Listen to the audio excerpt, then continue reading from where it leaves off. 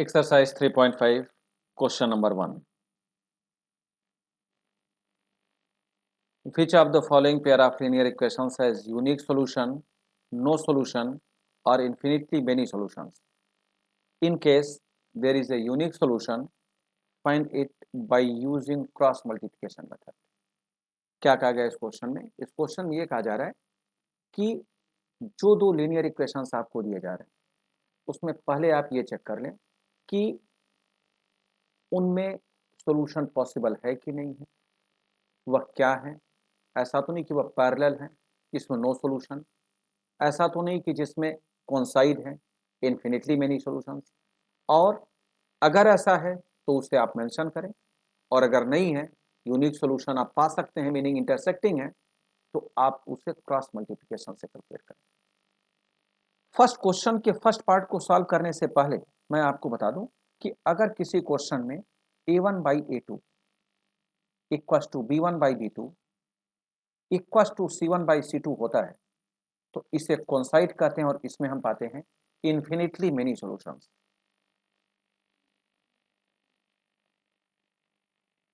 Infinitely many solution.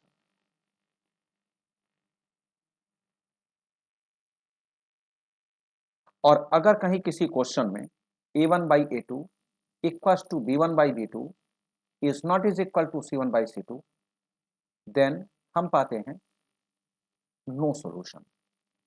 Meaning हम उस question को सॉल्व नहीं कर सकते, उस लीनियर इक्वेशन को सॉल्व करके वेरिएबल्स की वैल्यूज नहीं फाइंड किया जा सकता जिसमें a1/a2 equals to b1/b2 is not is equal to c1/c2।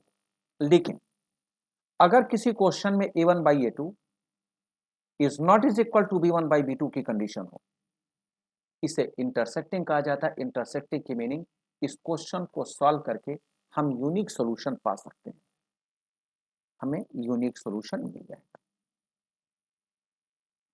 और इस क्वेश्चन में यह कहा जा रहा है कि अगर आपको लगता है कि किसी इक्वेशन को सॉल्व करके, पेयर ऑफ लीनियर इक्वेशंस को सॉल्व करके हम यूनिक सॉल्यूशन पा सकते हैं, तो उसे आप क्रॉस मल्टीप्लिकेशन से कैलकुलेट करें, यही कहा जा रहा है इसमें। तो अब देखते हैं वन बाय वन। ये कंडीशन हमें ध्यान में रखना है। इस क्वेश्चन नंबर 1 का फर्स्ट पार्ट देखें। x minus 3y minus 3 equals to 0, और second equation 3x minus 9y minus 2 equals to 0। सबसे पहले a1 b1 c1 a2 b2 c2 check कर लें। a1 की वैल्यू इस क्वेश्चन में 1, b1 की वैल्यू है -3, c1 की वैल्यू -3, a2 की वैल्यू 3, b2 की वैल्यू -9 और c2 की वैल्यू है -2। अगर आप कंडीशन a1/a2 और b1/b2 c1/c2 की सेटिस्फाई कराएं तो हम यहां पा जाएंगे a1/a2 equals to b1/b2 is not is equal to c1/c2। ऐसा क्यों कहा गया, जरा देखते हैं। 1/3 equals to -3 by -9, but it is not is equal to -3 by -2। 1/3 आ जाएगा, -3 by -9 भी 1/3 ही होता है, लेकिन ये 3/2 के इक्वल नहीं होता। तो इसकी मीनिंग ये पैरेलल हैं लाइंस दोनों, और जब दो लाइंस पैरेलल बनते हैं तो उस केस में इक्वेशन सॉल्व नहीं किए जा सकते। तो क्या आप लिखेंगे? No solution. No solution. Second part देखते हैं। Second part 2x + y = 5 and 3x + 2y = 8। एक बार इसमें चेक करें। a1 b1 c1 a2 b2 c2 क्या है? a1 2 b1 1 c1 -5, क्योंकि standard form a1x + b1y + c1 = 0 होता है। अब क्योंकि राइट साइड में c1 है तो उसका आप लेफ्ट पोर्शन में पहले लाएंगे। a2 की वैल्यू 3, b2 की वैल्यू 2 और c2 की वैल्यू -8। अब कंडीशन अगर आप सेटिस्फाई करके देखें तो a1/a2 is not is equal to b1/b2।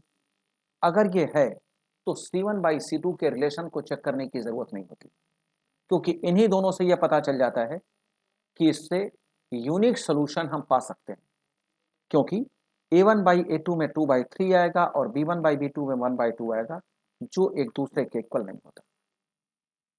ठीक, तो ये तो हमें पता चल गया कि यूनिक सोल्यूशन हम पा सकते हैं। चलिए, अब जब यूनिक सोल्यूशन पा सकते हैं तो एक्स वाई की वैल्यूज हमें निकालनी है क्रॉस मल्टीप्लिकेशन से। तो एक्स की वैल्यू को कैलकुलेट करने के लिए फॉर्मूला मैं एक बार लिख दूं, b1c2 minus b2c1 divided by a1b2 minus a2b1, b1c2 minus b2c1 divided by a1b2 minus a2b1। ठीक, अब इसमें एक एक वैल्यूज पुट कर देते हैं।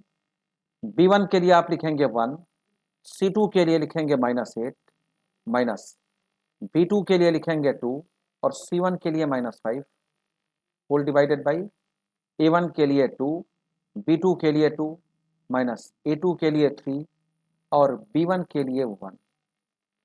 सिंप्लीफाई करेंगे तो -8, 5 2 ज़ा 10, ये माइनस माइनस प्लस हो जाएगा और डिवाइडेड बाई 4 माइनस 3, 10 माइनस 8, यह आएगा 2/1 दैट इज 2।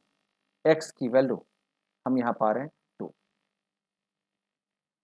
y की वैल्यू को अगर कैलकुलेट करने के लिए हम फार्मूला लगाएं तो y इक्वल्स टू फार्मूला क्या होता है, c1a2 माइनस c2a1। ठीक, आपको इसके पहले एक्सप्लेनेशन में मैंने बता दिया है कि कैसे हम क्रॉस मल्टीप्लिकेशन का फार्मूला बनाते हैं, वो तरीका बताया गया था। डिवीजन फॉर्म में x वेरिएबल को कैलकुलेट करने के लिए जो लिखा जाता है वही हम y वेरिएबल की कैलकुलेशन में भी लिखते हैं। तो a1b2 माइनस a2b1। अब c1 की वैल्यू चेक करते हैं, -5, a2 की वैल्यू 3, माइनस c2 की वैल्यू -8 और a1 की value 2 divided by a1b2 2 into 2 minus 3 into 1। अगले स्टेप में -15 minus minus plus 16 divided by 4 minus 3, यह हो जाएगा -15 प्लस 16 1/1 दैट इज 1। तो x की वैल्यू 2 और y की वैल्यू 1, यह है इस लीनियर इक्वेशंस जो दो वेरिएबल्स के साथ दिए गए हैं उसका सॉल्यूशन। अगर आप चाहें तो वेरीफाई करके भी देख लें। x की वैल्यू 2 फिलअप करेंगे फर्स्ट इक्वेशन में तो 2 2 ज़ा 4 प्लस y1 5 हो गया, और अगर x की वैल्यू 2 फिलअप करते हैं तो 3 2 ज़ा 6, y की वैल्यू 1 2 6 प्लस 2 8 हो जाएगा। ये था second part. Third part 3x minus 5y equals to 20। Third part 3x minus 5y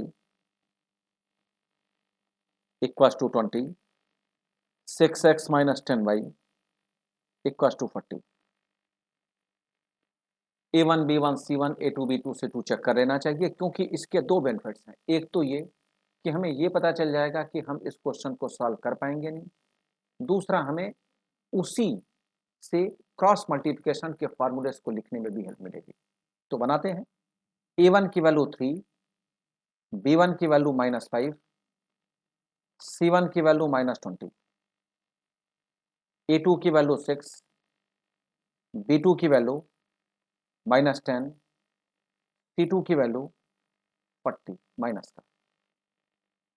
अगर आप चेक करके देखें तो a1/a2, b1/b2, c1/c2 अगर हम रिलेशन नहीं लिखते हैं और चेक कर लेते हैं तो 3/6 -5/-10 और -20/-40 ये सभी इक्वल ही हैं। 3/6 आता है 1/2, ये भी आता है 1/2, -5/-10 और -20/-40 भी इक्वल आता है। तो इसकी मीनिंग हम ये कह सकते हैं a1/a2 equals to b1/b2 equals to c1/c2। इसकी मीनिंग दोनों इक्वेशन से एक दूसरे के कॉन्साइड होंगे और कॉन्साइड के केस में इन्फिनिटली मेनी सॉल्यूशंस पाते हैं। तो यहां हम लिख लेंगे infinitely many solutions.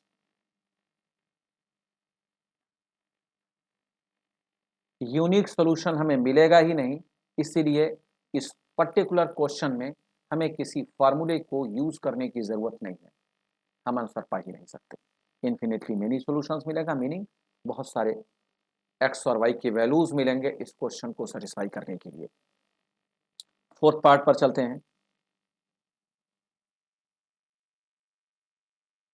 Fourth part, x minus 3y minus 7 equals to 0, x minus 3y minus 7 equals to 0, 3x minus 3y minus 15, 3x minus 3y minus 15 equals to 0।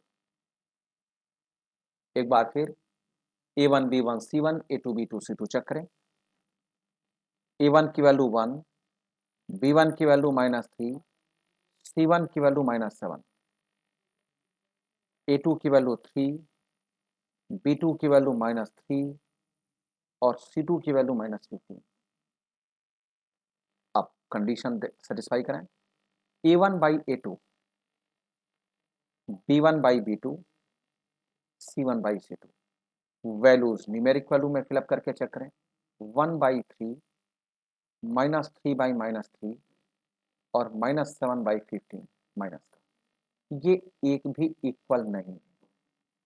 तो इसकी meaning a1 by a2 is not is equal to b1 by b2 is not is equal to c1 by c2, रहे या ना रहे कोई फर्क नहीं पड़ता। हम ये श्योर हो गए कि यूनिक सोल्यूशन यहां मिल सकता है क्योंकि ये इंटरसेक्टिंग है, यूनिक सोल्यूशन हम पा जाएंगे। अब अगर ये यूनिक सोल्यूशन है, अगर हमें इससे यूनिक सोल्यूशन मिलता है तो किस मेथड से यूनिक सोल्यूशन हमें चाहिए? हमें चाहिए क्रॉस मल्टीप्लिकेशन मेथड। तो क्रॉस मल्टीप्लिकेशन मेथड से x को कैलकुलेट करने का formula b1 c2 minus b2 c1 divided by a1 b2 minus a2 b1। आप ध्यान दे, जानते मैं कैसे लिख रहा हूं? मैं ये कैसे लिख रहा हूं फार्मूला? लर्न नहीं किया और ना ही कहीं से देख करके, कैसे जरा समझे। मैं ये ऊपर वाला ये देख रहा पोर्शन देख रहा हूं, समझे आप भी, और ऐसे आप भी यूज कर सकते हैं। जब हमसे x कहा गया है तो हमने ये पोर्शन निकाल दिया, a1 वाला ये निकाल दिया।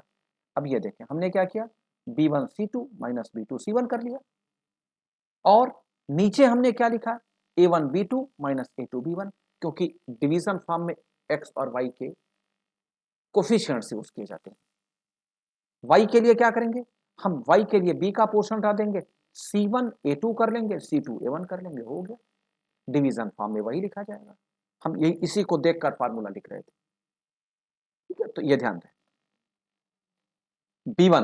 b1 के जगह पर वैल्यू क्या लिखेंगे भाई, देखें b1 के लिए -3, c2 के लिए -15। हाँ, वैल्यूज लिखते समय बहुत अच्छी तरीके से ध्यान रखेंगे कि कहीं कोई वैल्यू गलत ना लिखा हो, कहीं साइन में कोई गलती ना हो जाए, कोई वैल्यू आप भूल ना जाए। a1 1, b2 -3 माइनस a2 3 और b1 -3। एक बार चेक कर लें, b1 की वैल्यू -3, c2 -15 माइनस b2 की वैल्यू -3 और c1 की value -7 divided by a1 b2 minus a2 b1। चलिए ठीक है, सही वैल्यू लिखा है। ये हो गया minus minus plus, 15 into 3 45 minus 7 3 21 minus minus plus हो जाएगा। ये -3 -7 आपस में ही प्लस बनाएंगे, जो बीच का नेगेटिव साइन है वो एज इट इज हो जाएगा, डिवाइडेड बाई -3 प्लस 9 3 3 9 45 माइनस 21 ये हो जाएगा 4 और 2 24 डिवाइडेड बाई 9 माइनस 3 ये हो जाएगा 6 6 4 24 ये हो जाएगा 4। अभी वेरीफाई कर लेंगे, लेकिन पहले y की वैल्यू निकाल लेते हैं। y के लिए क्या होगा फार्मूला? अब y के लिए देखें, मैं क्या देख रहा हूं, c1 से आगे मैं चल रहा हूं, c1 ये a1 a2 जब आगे लिखा जाएगा तो क्या होगा, c1 a2 minus c2 a1, ये क्योंकि a1 a2 आगे लिख लिया जाएगा, डिवाइडेड बाई डिवीजन फॉर्म में वही लिखा जाएगा जो x के लिए लिखा गया था। A1 B2 minus A2 B1, एक एक वैल्यू पुट करते हैं। C1 -7, A2 की वैल्यू 3 माइनस C2 की वैल्यू -15 और A1 की value 1 whole divided by 1 into -3, ये x वेरिएबल का ही पोर्शन नीचे लिख दिया जाएगा एज इट इज। ये कितना हुआ C1 एक बार चेक कर लें। C1 -7 है, A2 3 है और माइनस C2 -15 है, A1 1 है। -21 माइनस माइनस +15 डिवाइडेड बाई ये हुआ -3 +9, न्यूमरेटर -21 और +15, ये कितना आता है -6। एक बार देख लेंगे, -6 और नीचे 6, आंसर -1। तो कुछ सही सा नहीं लग रहा है, फिर भी एक बार चेक कर लेंगे।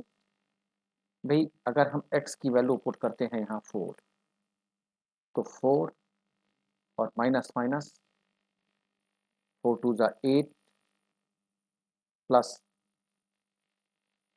3 1 ज़ा 3, 4 माइनस 4 प्लस 3 7, सही तो लग रहा है भाई, वेरीफाई कर लो, टेंशन नहीं। अगर हम x minus 3y equals to -7 equals to 0 करते हैं, चेक करके देख लो, टेंशन फ्री रहोगे। और अगर गलती होगी तो यही करेक्शन की करेक्शन कर लेंगे। भाई x के जगह पर 4 होना चाहिए -3, y के जगह पर -1 होना चाहिए -7। चेक करके देख लो, 4 प्लस 3 7 -7 तो 0 बनता है। ठीक बात। दूसरे इक्वेशन में देख लेते हैं भाई, 100% श्योर हो जाए कि हमसे गलती नहीं हुई है। देखें, अब दूसरे के लिए अगर हम पुट करेंगे, ये दूसरा इक्वेशन है, तो इसमें 3 x के जगह पर 4 -3 -1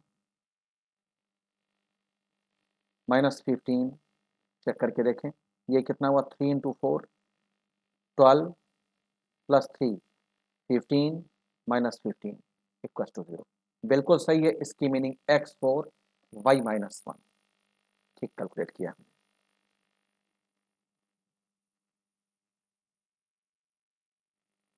सेकेंड क्वेश्चन, सेकेंड क्वेश्चन के दो पार्ट्स हैं। First part, for which values of a and b does the following pair of linear equations have an infinite number of solutions. क्या क्वेश्चन में कहा गया कि जो ये इंफॉर्मेशन गिवन है, जो ये इंफॉर्मेशन गिवन है, ये इनफाइनाइट मेनी सॉल्यूशंस के लिए है, तो ए और बी की वैल्यूज क्या है। भाई इनफाइनाइट मेनी सॉल्यूशंस के लिए क्या होना चाहिए, a1/a2 equal to b1/b2 equal to c1/c2। ये इन्फिनिटली मेनी सॉल्यूशन की कंडीशन होती है, क्योंकि लाइंस जो इक्वेशंस दिए जाते हैं उसका डायग्राम जो बनाया जाता है वह दोनों लाइन से एक दूसरे के कोइंसाइड होते हैं। चलो जी, फर्स्ट पार्ट करते हैं, पहले ABC निकालते हैं। Question number 2, first part, 2x plus 3y equal to 7, 2x plus 3y equal to 7। Second equation, a minus b x, a minus b into x plus a plus b into y equal to a minus b x plus a plus b y, ठीक है, equal to 3a plus b minus 2, 3a plus b minus 2, यह हमें दिया गया।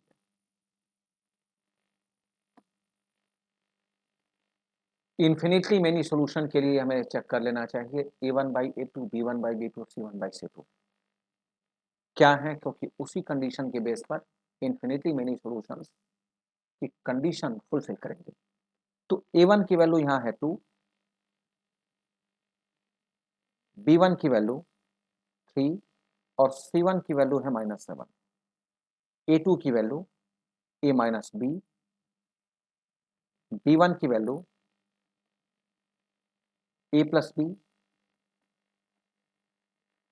Sorry a2 b2 है ये, और c2 की value -3a plus b -2। a1 b1 c1 a2 b2 c2 की वैल्यूज आपने निकाल करके रख ली। अब required condition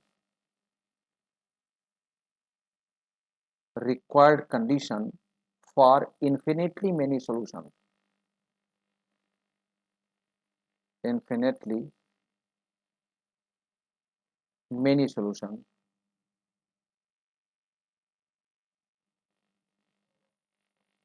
क्या होती है condition? a1 by a2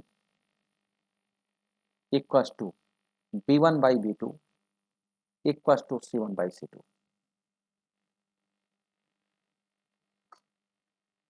a1 by a2 equals to b1 by b2 equals to c1 by c2। चलिए एक एक कंडीशन फुलफिल करते हैं, देखते हैं क्या है। a1 की वैल्यू 2 और a2 की वैल्यू है a minus b equals to b1 की वैल्यू 3 और b2 की वैल्यू है a प्लस बी, c1 की वैल्यू है -7 और c2 की वैल्यू है -3a प्लस बी -2।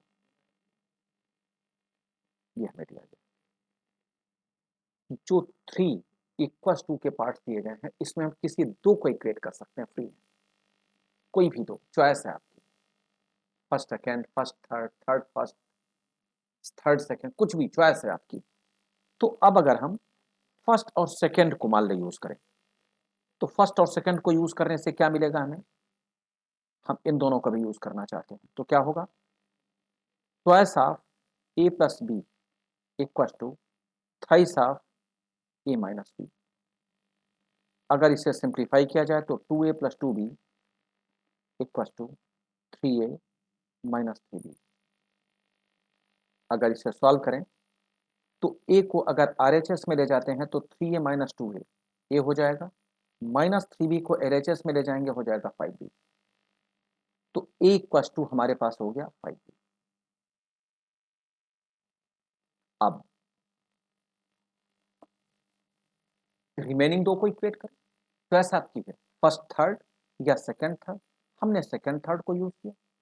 अब सेकंड थर्ड को जब आप यूज करोगे तो क्या आएगा जरा समझें। -7 माइनस माइनस के कैंसिल ही कर दें, टेंशन ही खत्म। तो ये 7 ही रहेगा, इसको हटा दे -7।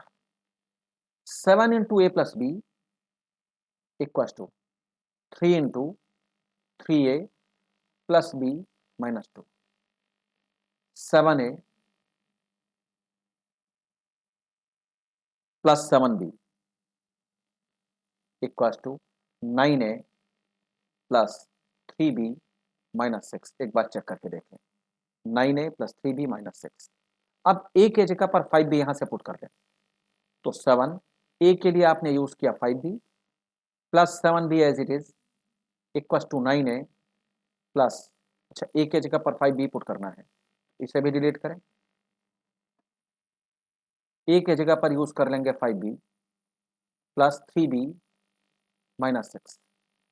अगले स्टेप में 35b plus 7b equal to 9 5 जा 45b plus 3b -6। 35b plus 7b 42b equal to 45b plus 3b 48b -6। -6 को अब आप LHS में ले आओ तो हो जाएगा +6, और 42b को अगर राइट साइड में ले जाते हो तो 48b -42b हो जाएगा, जो हो जाएगा 6b। एक स्टेप मैंने शॉर्ट किया, एक बार फिर सुन लें। 48b को हम राइट साइड में ले गए तो 48b -42b 6b, और -6 को LHS में ले आए तो हो जाएगा 6। तो 6b equal to 6, therefore b equal to क्या हुआ 1। अब अगर b की वैल्यू 1 है तो a की वैल्यू क्या होनी चाहिए? That is 5 into 1 equal to a, that is a equal to 5। तो a की वैल्यू 5 पा गए और b की वैल्यू 1 पा गए। Second part,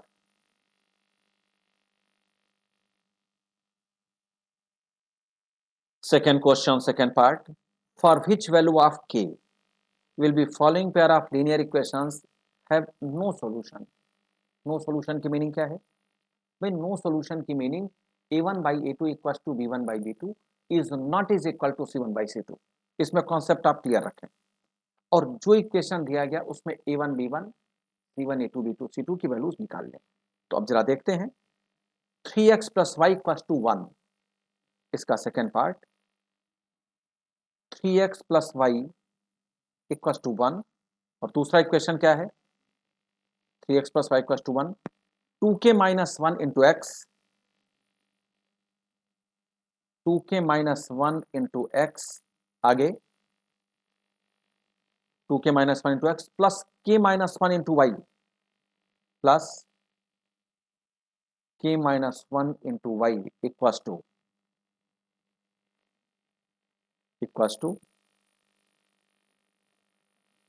2k plus 1 equals to 2k plus 1। Question एक बार फिर देख लें जिससे आप ये श्योर हो जाएं कि आपसे क्वेश्चन लिखने में कोई गलती नहीं हुई है। 3x plus y equals to 1, 3x plus y equals to 1, दूसरा है 2k minus 1 into x, 2k minus 1 into x plus k minus 1 into y into equals to 2k plus 1। बिल्कुल ठीक है। अब आप A1 B1 C1 A2 B2 C2 निकाल लें, जबकि इसमें कहा गया नो सॉल्यूशन। नो सॉल्यूशन की meaning A1 by A2 equals to B1 by B2 is not is equal to C1 by C2। तो C1 बाई C2 का तो कोई रिलेशन ही नहीं है। हमें रिलेशन किसमें मेंटेन करना है, A1 बाई A2 और B1 बाई B2 में। तो C1 की तो जरूरत ही नहीं है। अब इसमें A1 क्या है, A1 की वैल्यू 3, B1 की वैल्यू 1, A1 की वैल्यू 3, B1 की वैल्यू 1। A2 की वैल्यू क्या है 2k माइनस 1 और B2 की value k minus 1। Required condition, required condition for no solution, A1 by A2 equals to B1 by B2, A1 by A2 equals to B1 by B2।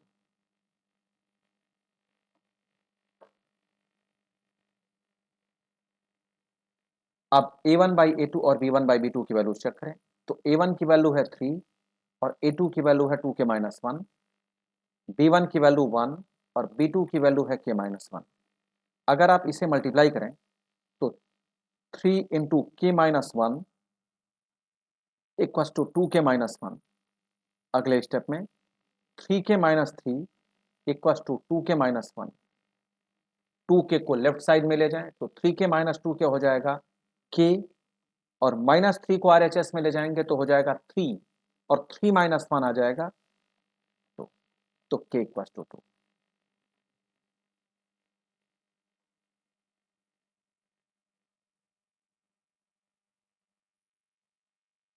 Third question,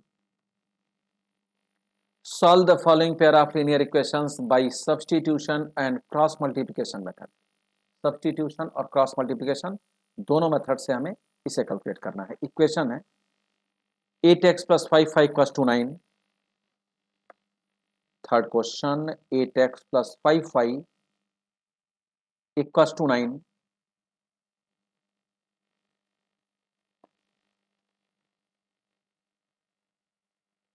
और second equation 3x plus 2y equals to 4।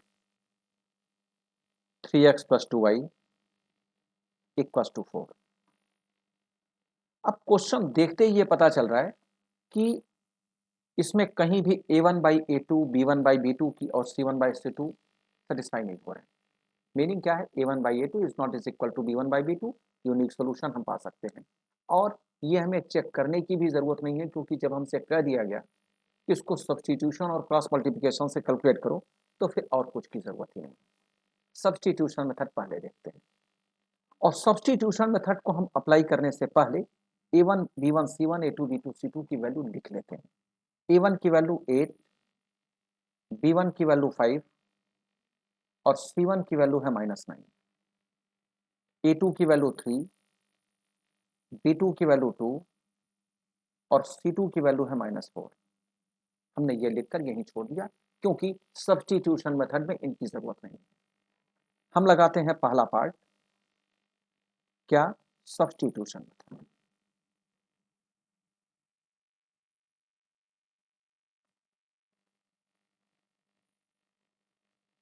Substitution method. Substitution method में एक किसी variable की value एक equation से निकालते हैं और उसको दूसरे इक्वेशन में पुट करते हैं। तो चलिए फर्स्ट इक्वेशन से निकालते हैं, इसे हमने फर्स्ट मान लिया, इसे हमने सेकंड मान लिया। देखते हैं फ्रॉम फर्स्ट से हम x की वैल्यू निकालते हैं। फर्स्ट से निकालेंगे तो 8x इक्वल टू हो जाएगा 9 minus 5y, that is x equal to हो जाएगा 9 माइनस 5y डिवाइडेड बाई 8, और इसे हम मानते हैं थर्ड इक्वेशन। अब x की वैल्यू क्योंकि आपने फर्स्ट वेरिएबल फर्स्ट इक्वेशन से निकाला है तो सेकंड इक्वेशन में पुट करना चाहिए। Putting the value of x in equation 2, then अब देखें सेकंड इक्वेशन में पुट करते हैं तो 3 तो एज इट इज है, x के जगह पर लिखेंगे 9 माइनस 5y डिवाइडेड बाई 8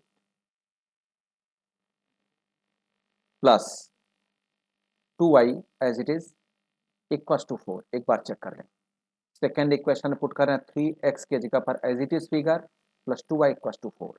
इसको सिंप्लीफाई करते हैं, 3 से मल्टीप्लाई करेंगे तो आएगा 27 माइनस 3 5 जा 15y divided by 8 plus 2y equal to 4।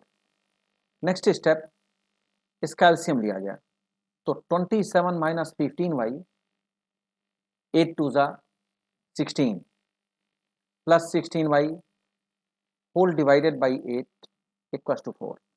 अगले स्टेप में 8 का क्रॉस मल्टीप्लिकेशन किया गया तो हो जाएगा 27 minus 15y plus 16y plus y equal to 8 4 जा 32। देयरफॉर y इक्वल टू 27 को आप RHS में जब ले जाएंगे तो 32 माइनस 27 ये आ जाएगा 5। 27 और 5 32 बनते हैं। y की वैल्यू आपने कैलकुलेट कर लिया। y की वैल्यू अब आप जो थर्ड इक्वेशन बनाकर रखा उसमें पुट करते हैं। Again putting the value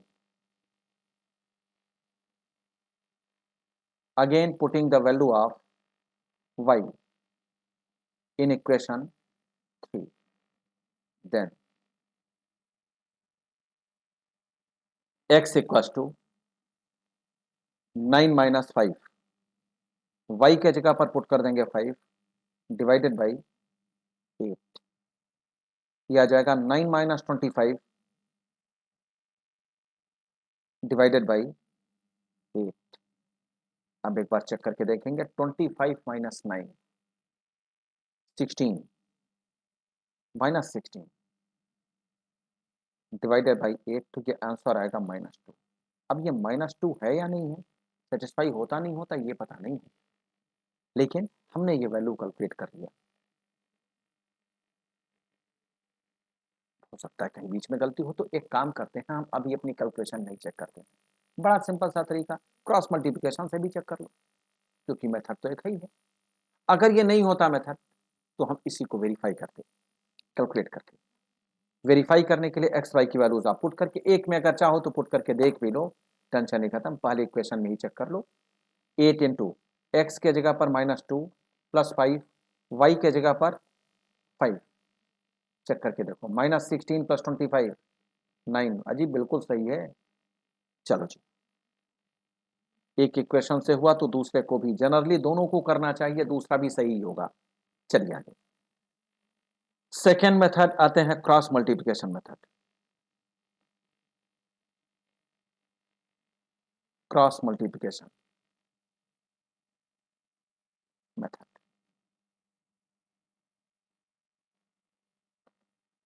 cross multiplication method के लिए एक्स फार्मूला में लिख दे रहा हूं, फार्मूला उसे देखते हुए लिख रहा हूं। देखें b1 यहां मैं देख रहा हूं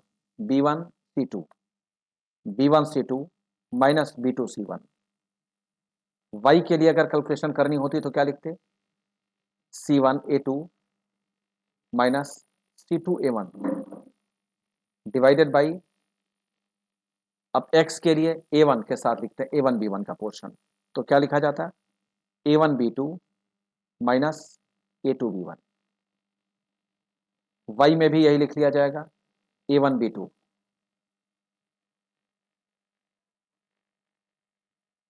A1 B2 minus A2 B1। अब इसमें वैल्यूज पुट करते हैं। B1 C2 meaning 5 into minus 4 5 into minus 4 minus B2 C1 2 into minus 9 divided by A1 B2 8 into 2 minus A2 B1 3 into 5। पहले से चेक करके देख लेते हैं। ये हो जाएगा -20। एक बार चेक कर लें। 5 इंटू माइनस 4 ठीक है, -2 यहाँ से चेक कर लें। फिर -2 into minus 9 divided by 8 into 2 minus 3 into 5। बिल्कुल ठीक है जी, देखते हैं। -20 minus minus plus 18 9 to 18 divided by 16 minus 15। तो -20 प्लस 18 आता है -2 divided by 1 that is 1 -2 x -2। भाई x भी -2 यहां भी आया था, देखो x -2 यहां भी आया था, ये क्रॉस हो गया, इसको भाई यहां लिख दो -2। अब चलते हैं y वेरिएबल के लिए। y वेरिएबल की कैलकुलेशन करने के लिए C1 A2 C1 है -9 A2 है 3 माइनस C2 है -4 और A1 है 8 divided by A1 B2 8 into 2 minus A2 B1 3 into 5। अब सिंप्लीफाई होने के बाद क्या, 9 3 ज़ा -27 9 3 ज़ा 27 -9 के साथ है प्लस 32 डिवाइडेड बाई 16 माइनस 15